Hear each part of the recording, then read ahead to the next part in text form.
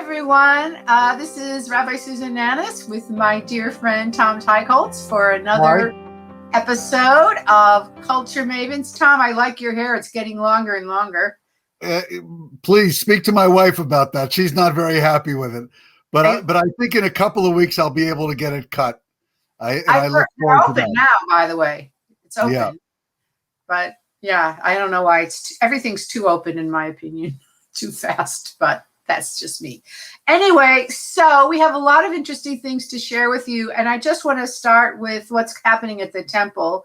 We're having this series, in case you don't know, our clergy and their mentors. And every week, a different member of the clergy talks and introduces someone that really influenced them as they were becoming a rabbi. We had Rabbi Nickerson with Rabbi Ed Feinstein from Ballet Beth Shalom. We've had Rabbi Karen Fox, who is the mentor to Rabbi Elisa Ben Naim.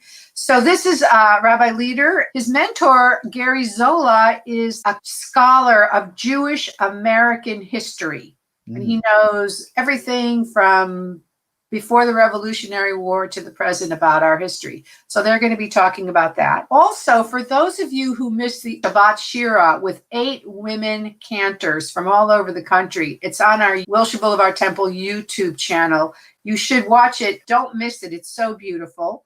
And I wanted to let you know that we're starting a new program next week, Tom, called Wilshire Fitness. It's going to be exercise Mondays and Thursdays at 9:30 with a star fitness instructor from New York City. And it's a chance for us at the temple to see each other, to work out.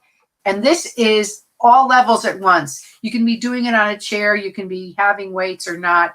And I hope I'll see you there on Monday. Great. Well, this week I've got a new show. Well, it's newly being screened on HiFlix called The New Black. And it's about 4 young men who are in a ultra-Orthodox yeshiva in Jerusalem. And 3 of them are kind of the hipster troublemakers. There's one super serious student who is unable to get along with other people and unable to make a match to get married because whatever he does so offends the women he meets. Within the first 30 seconds, he's made to be their roommate so that they can give him a wider perspective on life. And he impacts them and they impact him. It's actually quite charming, and it's very quickly you sort of get involved in the show. And it's on HiFlix. You know, that reminds me of a film. I think it could be on Netflix or Amazon called The Wedding Plan. It's an Israeli film about an Orthodox woman. It just reminded me, ultra-Orthodox woman who is engaged to a Hasidic guy, and he breaks off the engagement because he doesn't feel it's a match. But she says, I believe God will provide the groom. And she continues with her wedding plans, and her friends think she's crazy. And it's The Wedding Plan, and it's a beautiful Israeli movie in that Hasidic world. So I want to see that. I just wanted to mention one more thing of a temple program. Barry Weiss, who is sort of the preeminent speaker and writer about modern contemporary anti-Semitism, particularly in America, will be presenting her in a program with Israel Bonds on Wednesday, February 10th. There is a charge, but the charge is a $36 Israel bond. And that's going to be amazing also. And I know you are still on your ballet. Yeah. No, listen, it's a crazy pandemic rabbit hole. Yes. But, you know, the funny thing is that because all these ballet companies have not been able to perform or even rehearse together, ballerinas and dancers have sort of allowed themselves to get to know them, to get to know their personalities. It turns out that one of the rising stars of the ballet world is a 20-year-old ballerina named Maria Koreva, and her Instagram is Marachuk. Everything she does is sort of looks effortless because, again, she had nothing to do. there's a TV show in Russia called Grand Ballet. And that show is a competition, but of course, being Russia, where they venerate ballet like they venerate chess, Right. they do this show where you have to dance on stage with the cameras really close up, and you're critiqued by professional judges from all over the world and from Russia. Grand Ballet 2020 is on YouTube. It's subtitled, and you get to watch Maria Koreva do these incredible performances, and I highly, highly recommend it. I'm going to do that. I bet it's so Grand Ballet 2020. Probably is so uplifting. Just sort of. It's beautiful, and it's kind of funny because it's hard to imagine like American audiences taking ballet that as seriously as the Russian audiences do. They're so interesting, the Russian culture, where they love chess, and just an everyday person venerates chess and ballet, and they're very cultured.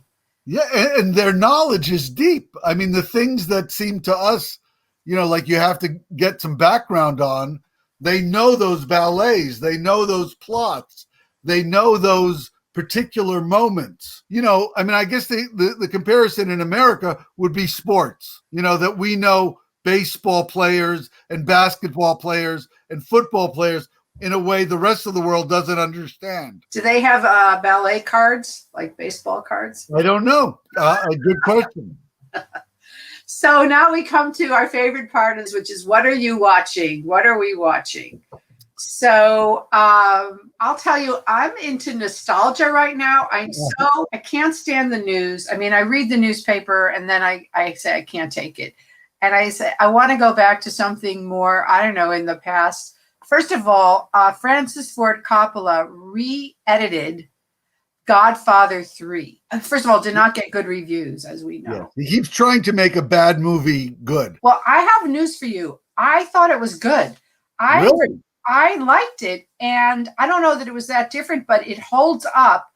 And Sofia Coppola, who got slammed, is fantastic in it. She's so natural. It was a kind of acting that they didn't do then. She's very natural and low key, which now we appreciate. And I looked at it with completely new eyes. I felt like I hadn't ever really watched it. Wow. So that was, plus Godfather, we love 1 and 2. And then I did something very crazy. I went back and I paid like $11 for the first 2 seasons of Law and Order from the 90s. Oh my God. With Jerry Orbach? No, it's before him. It's with Chris Noth, Mr. Big. What's amazing about it is every famous actor that we know has a walk-on or a bit part when they're like, Cynthia Nixon from Sex and the City is 20 years old. She's in an episode. Priscilla Lopez, a huge Broadway star, she has a walk-on in an episode. I mean, you watch it and it's every person who ever made it. Dick Wolf gave a lot of jobs to New York theater people who wouldn't have been able to survive without Law and Order. So it was, I don't know. And what I love about it is that the bad guy always gets put away at the end. And Foyle's War. Have you ever watched Foyle's War? I tried. I'm a big fan of the guy who wrote it, Anthony Horowitz. Yeah. But I couldn't get into Foyle's War. Oh, actually, there's a very interesting episode I just rewatched where these Oswald Mosley followers, they were the Nazis of England, talk about how all the news is fake news. This was written like, what, Really? 10 years? Yeah, I don't trust the London Times. We know everything in there is a lie. And it was fascinating, the parallels between the two. And one more thing, on Acorn TV, they just put on, I don't know if you know this exists, Law and Order UK. So there's one in there too. So that's what I'm watching.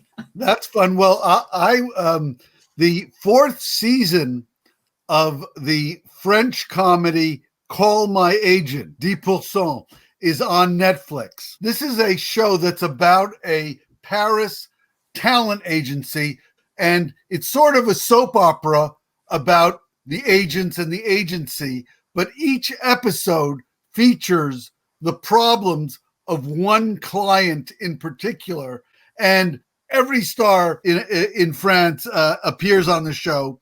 And the first episode has Charlotte Gainsbourg, who is Serge Gainsbourg and Jane Birkin's daughter, who's a French actress and singer who I'm crazy about. I love her. Yeah, she's great. This season, apparently Sigourney Weaver's in one episode. I watched that one. Oh, Sigourney you did? Weaver's fluent in French, but with a very American accent. And I went to Yale with Sigourney, so I knew her. We don't really see each other anymore, but I knew her well. We were next door neighbors in our dorm. And she was always very funny. She's very funny in this. So that's a delight. That's a delight to watch. I mean, if you haven't seen it, you can start at the beginning, but you don't have to. It's really fun. It is fun. So we need fun. We hope you all get your vaccines very soon. Did you get yours, Tom? I've gotten my first vaccine, yes. Me too. But I'm in the allowable age bracket. So they gave me as a walk-in my thing. Today, I am taking my 88-year-old mother-in-law to Dodger Stadium to get hers. They have just released a lot more appointment availability.